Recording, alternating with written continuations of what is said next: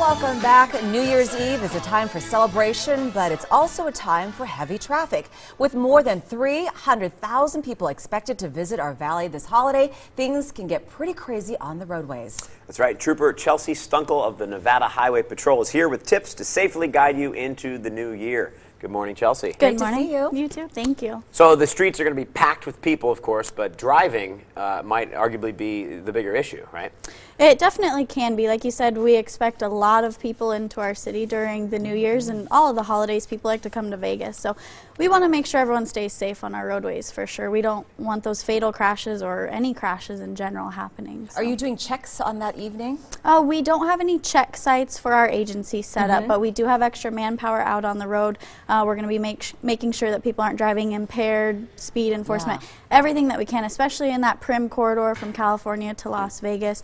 That is definitely our zero tolerance zone, and we know a lot of people come in from California during this time. So if you see someone weaving back and forth in a lane, do you just call 911, 411? What do you do? You can call 911 if it's a true emergency. Call right away. If it's on the highway, star NHP from your cell phone works as well, and that goes directly to our dispatch. And we will get a trooper that's close in the area to come locate that vehicle and hopefully get that impaired driver off the road. Yeah. Great. So what about tips for, those attending the festivities? Sure, definitely. There's a lot of things that people can do to keep themselves safe. We know as troopers that these crashes happen because people make mistakes out on the roadway. One of the biggest things that people can do to keep themselves safe is buckle up. Just put that seatbelt on. It's the #1 defense not only against your own driving, but other drivers. We can't always control what other drivers are doing. So put those seatbelts on. We see terrible crashes and tragedies all the time because of the seatbelt. Slow down. We know with the holidays and the winter months come maybe wet, icy roadways, especially if you're going up to the mountains, anything like that. Reducing that speed is definitely going to give you more time to stop and react and not lose control of your vehicle or collide with other vehicles. And then lastly, what we always focus on, a huge part of the holidays, is that impaired driving. We want people to have a plan for a sober designated driver. Get a sober ride. Know what you're doing ahead of time. If you plan on consuming any alcohol at all, make sure you're not driving your vehicle so you're not tempted to drive home after you've consumed those drinks. Are there resources out there for people who have had too much to drink, but they didn't plan a way to get home because they got dropped off? Definitely.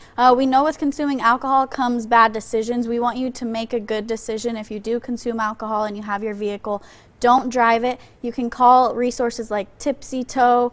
We have Uber now, taxi cab services.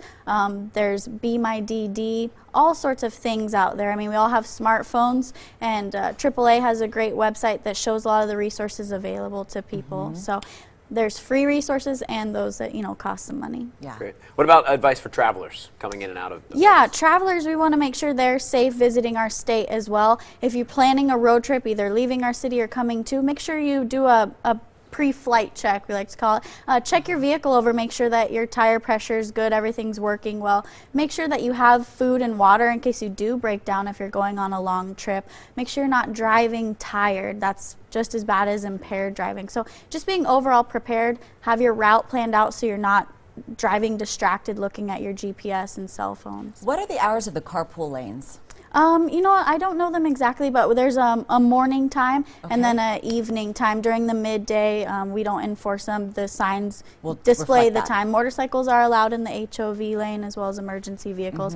But yeah, that's a huge thing in the city. We want to make sure people are abiding by that. I believe it's 7 to 10 and then 2 to 5 and or 2 to 7. remember, if you're in the passing lane, to pass and then make your move and get over. Right. Because that way people don't get upset. There's not road rage going on because you're a slow car in the fast lane. Just get over in the right. And trucks too. I see a lot of trucks in the fast lane. Is that illegal to drive? Not necessarily illegal, but we want our slow vehicles to drive to the right-hand side of the road. But it all comes to giving yourself giving yourself time. If you're not in a rush, you're not going to be speeding, you're not going to be tailgating. And be courteous. And be courteous, yeah. And we find that stuff happens when people are in a rush and they get angry, and that's where we see I these still road remember rage. two things stand out from my driver's ed class when I was 16. There was 2 stats, and it was 2/3 of accidents happened from speeding and 1/5 happened from lane changes.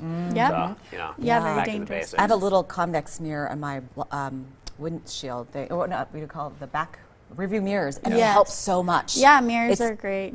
the new incredible. technology is pretty Yeah, you incredible. can see your That's- blind spots. Yes. You mentioned about fatigue driving is as bad as impaired driving. I Yeah. don't think people realize that. Yeah. Is that, you know, are the statistics there that show that as well? Well, you know, sometimes it's hard to know unless people are being honest that they fell asleep. It's a little bit easier to detect impairment, obviously.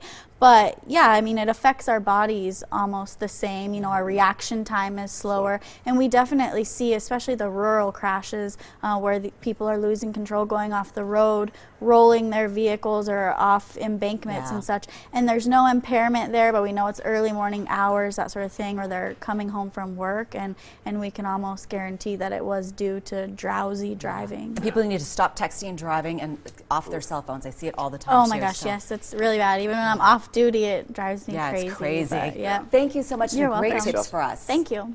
The Nevada Highway Patrol wants to make sure everyone has a safe and responsible New Year's Eve on our roadways. Drive responsibly. Do not drink and drive. If you see a drunk driver, dial the number listed. For more details, check out the website as well. They're also on Facebook and Twitter.